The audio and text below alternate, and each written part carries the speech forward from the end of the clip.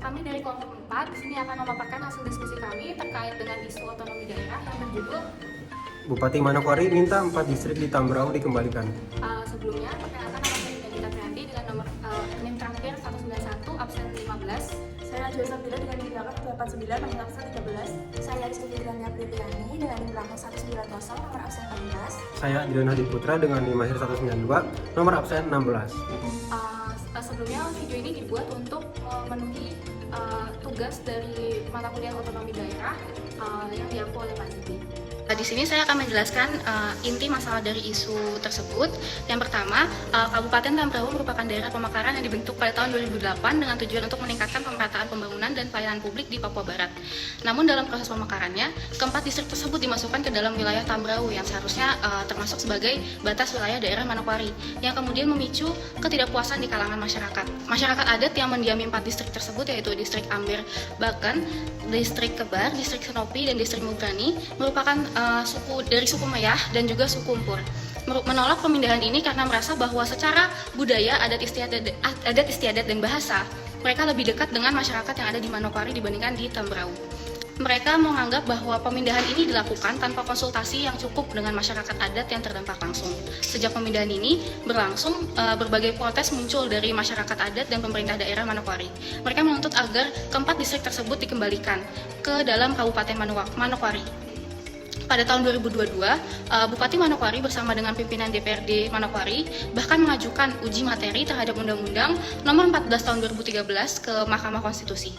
Para pemohon mengujikan pasal 3 ayat 1 dan pasal 5 ayat 1 UU Tambrauw. Pasal 3 ayat 1 UU Tambrauw berbunyi Kabupaten Tambrauw berasal dari sebagian wilayah Kabupaten Sorong dan sebagian wilayah Kabupaten Manokwari yang terdiri atas cakupan wilayah distrik Vev, Miyah, Yembun, Kuor, Sausapor, Abun, Amber Baken, Kebar, Senoy, Mukbrait, dan Morait. Pasal 5 ayat 1 UU Tambrauw berbunyi Kabupaten Tambrauw memiliki batas-batas wilayah. Sebelah utara batasan dengan Samudra Pasifik, sebelah timur batasan dengan Kampung Wariki, Kampung Kasih, Distrik Side, Kabupaten Manokwari, dan Kampung Mefowoska, Distrik Testega, Kabupaten Pegunungan Arfa. Sebelah selatan batasan dengan Kampung Aifam, Distrik Aifa Timur, Kampung Yarata, Distrik Aifat Utara, Kampung Saya, Distrik Mare, Kabupaten Mai Barat, dan Kampung Inovina, Distrik Muskona Utara, Kabupaten Teluk Bintuni. Sebelah barat berbatasan dengan Kampung Asbagan, Distrik Magon, dan Kampung Sailala, Distrik Sayosa, Kabupaten Sorong. Oleh karena itu, para pemohon menilai pasal tersebut telah melanggar ketentuan pasal 18b ayat 1 dan ayat 2, pasal 28c ayat 1, pasal 28i ayat 3, dan pasal 28i ayat 4 Undang-Undang Dasar 1945. Namun Mahkamah Konstitusi menolak permohonan tersebut dengan alasan bahwa pemekaran wilayah dan perubahan batas administratif merupakan kewenangan DPR sebagai pembuat undang-undang. Putusan MK ini membuat masyarakat yang menolak pemindahan semakin kecewa karena tidak ada jalur hukum lain untuk menggugat keputusan tersebut. Kasus pemindahan 4 distrik Amber Baken, Kebar, Senopi, dan Mubrani ke dalam Kabupaten Tambrauw telah menimbulkan ketidakpuasan masyarakat adat, terutama suku Meyah dan suku Mpur yang merasa lebih terikat secara budaya dengan Manokwari. Untuk mengatasi konflik ini, diperlukan solusi yang komprehensif dan efektif agar kepentingan masyarakat adat tetap terlindungi tanpa menghambat pemerintahan daerah yang sudah terbentuk. Berikut ini langkah-langkah solusi yang bisa ditempuh untuk menyelesaikan masalah ini. 1. Penyelesaian melalui mekanisme otonomi khusus. Papua Barat memiliki status otonomi khusus berdasarkan Undang-Undang Nomor 2 Tahun 2021. Dalam konteks ini, Otsus bisa menjadi jalur solusi dengan pendekatan sebagai berikut. A. Membentuk distrik khusus adat dalam Kabupaten Tambrauw. Jika pemindahan ke Manokwari tidak memungkinkan, pemerintah dapat mengusulkan distrik khusus berbasis adat di dalam Kabupaten Tambrauw. Distrik ini bisa memiliki kebijakan tersendiri yang mengakomodasi adat, budaya, serta hak-hak masyarakat lokal. Pemerintah daerah dan pusat bisa menetapkan peraturan daerah khusus atau perdasus yang menjamin keberlanjutan adat istiadat masyarakat di 4 distrik tersebut. B. Otonomi administratif di tingkat distrik. Masyarakat adat bisa diberi hak mengatur pemerintahan distrik sendiri, termasuk dalam pengambilan keputusan yang berkaitan dengan tanah adat, pendidikan, dan bahasa daerah. Kepala distrik bisa berasal dari tokoh adat atau masyarakat setempat agar ada keterwakilan dalam pemerintahan. 2. Referendum lokal atau musyawarah adat besar jika masyarakat tetap menolak keputusan pemekaran. Maka ada 2 jalur yang bisa ditempuh. A. Referendum lokal, pemungutan suara masyarakat. Referendum adalah mekanisme demokratis di mana masyarakat di 4 distrik bisa memberikan suara mereka terkait apakah mereka ingin tetap berada di Tambrauw atau kembali ke Manokwari. Referendum ini bisa diajukan ke pemerintah pusat sebagai bagian dari aspirasi masyarakat yang harus diperhatikan. Jika mayoritas masyarakat memilih kembali ke Manokwari, maka hasil ini bisa menjadi bahan evaluasi bagi DPR DPR dan pemerintah pusat untuk mempertimbangkan revisi undang-undang. B. Musyawarah adat besar. Jika referendum sulit dilakukan, maka bisa diadakan musyawarah adat besar yang melibatkan perwakilan masyarakat adat dari keempat distrik, pemerintah daerah Manokwari dan Tambrauw, DPR Papua Barat, pemerintah pusat. Musyawarah ini dapat menjadi sarana dialog dan perundingan yang lebih mengutamakan pendekatan adat yang memiliki peran penting dalam penyelesaian konflik di Papua. 3. Mengajukan gugatan ke Komnas HAM atau organisasi HAM internasional. Jika masyarakat merasa bahwa pemindahan ini melanggar hak-hak adat dan dilakukan tanpa konsultasi yang cukup, mereka bisa menggugat melalui jalur hak asasi manusia atau HAM. A. Gugatan ke Komnas HAM. Komisi Nasional Hak Asasi Manusia atau Komnas HAM dapat melakukan investigasi untuk menilai apakah ada pelanggaran terhadap hak-hak masyarakat adat dalam pemekaran ini. Jika ditemukan pelanggaran, Komnas HAM bisa merekomendasikan tindakan kepada pemerintah, termasuk memungkinkan revisi UU atau pemberian hak-hak khusus kepada masyarakat adat. B. Mengadukan kasus ke Komisi HAM PBB. Jika langkah di dalam negeri tidak membuahkan hasil, masyarakat adat bisa mengajukan pengaduan ke Komisi HAM, Perserikatan Bangsa-Bangsa atau PBB, yang menangani hak-hak masyarakat adat di dunia.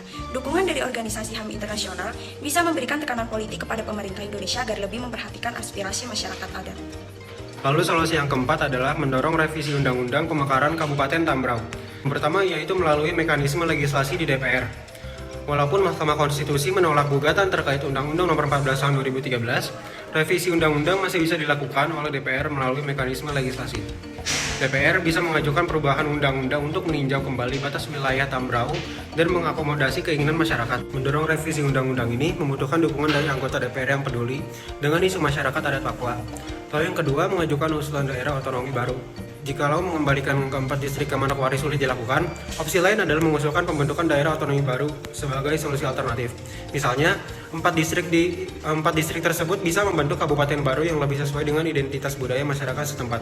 Lalu solusi yang terakhir adalah pemberian kompensasi sebagai solusi alternatif.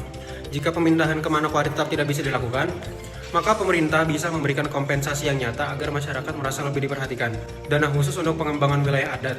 Pemerintah bisa mengalokasikan dana khusus untuk pembangunan infrastruktur dan pelayanan publik di empat distrik tersebut agar masyarakat tidak merasa diabaikan. Dana ini bisa juga digunakan untuk membangun sekolah, rumah sakit, dan jalan agar kesejahteraan masyarakat meningkat. Yang kedua, program pemberdayaan ekonomi berbasis adat. Pemerintah bisa memberikan bantuan ekonomi khusus melalui masyarakat adat, misalnya melalui pengembangan pertanian, perikanan, atau industri berbasis budaya lokal. Program ini bertujuan untuk meningkatkan kesejahteraan masyarakat sehingga mereka tidak merasa dirugikan akibat pemekaran wilayah. Yang ketiga, pengakuan hak masyarakat adat dalam pemerintahan Tambrauw. Pemerintahan Kabupaten Tambrauw bisa membentuk Dewan Adat khusus yang bertugas mengawasi kebijakan pemerintah agar sesuai dengan kepentingan masyarakat adat. Perwakilan dari suku Meyah dan Empur bisa diberikan posisi dalam pemerintahan daerah untuk memastikan bahwa suara mereka didengar. Kesimpulannya adalah, masalah pemindahan 4 distrik Amberbaken, Kebar, Senopi, dan Mubrani dari Kabupaten Manokwari ke Kabupaten Tambrauw menimbulkan polemik berkepanjangan. Masyarakat setempat menolak pemindahan tersebut karena merasa tidak dilibatkan dalam pengambilan keputusan. Mereka lalu mengajukan permohonan agar distrik-distrik tersebut dikembalikan ke Kabupaten Manokwari. Namun, karena persoalan ini melibatkan aspek hukum, pengembalian wilayah harus melalui prosedur legislasi yang sah. Mahkamah Konstitusi telah menerima uji materi terkait batas wilayah dan menegaskan bahwa perubahan wilayah administratif harus berdasarkan ketentuan hukum yang berlaku. Solusinya, muncul gagasan pembentukan daerah otonomi baru seperti Kabupaten Manokwari Barat dan Kabupaten Empur untuk mengakomodasi kepentingan masyarakat di wilayah tersebut. Langkah ini diharapkan dapat menghindari konflik berkepanjangan dan menciptakan administrasi pemerintahan yang lebih efektif. Dengan demikian, penyelesaian masalah ini memerlukan koordinasi antara pemerintah pusat, pemerintah daerah, dan masyarakat adat. Keputusan akhirnya adalah harus mempertimbangkan aspirasi masyarakat, aspek hukum, serta dampak sosial dan administratif untuk mencapai solusi yang adil dan berkelanjutan. Sekian pemaparan materi dari kelompok kami. Kurang lebihnya mohon maaf. Wassalamualaikum warahmatullahi wabarakatuh.